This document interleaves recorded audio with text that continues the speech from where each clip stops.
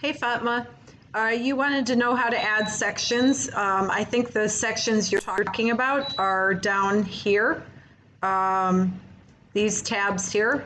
So if I'm correct, then I'll show you how to add more of them. So first you always have to start by turn editing on. And then once that allows you to make changes on the course page, you have to scroll down, and I need you to look over here to the administration section and click on edit settings.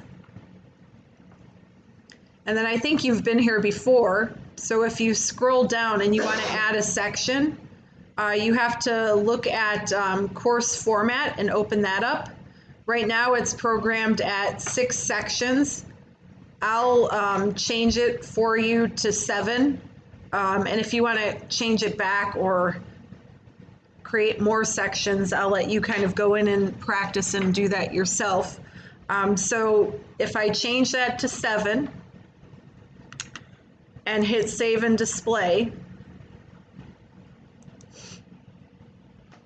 you'll scroll down and you'll see that that 7th section is created. And then you can go ahead over here and hit edit and add features to that section.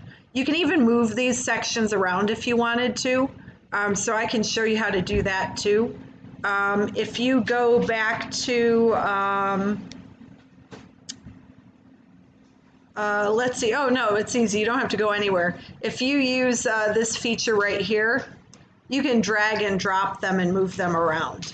Okay, so this just kind of lets you navigate and move them on the course page. So there you have it. There's an additional section, and if you want to change that, again, go to edit settings and you can change it and add more.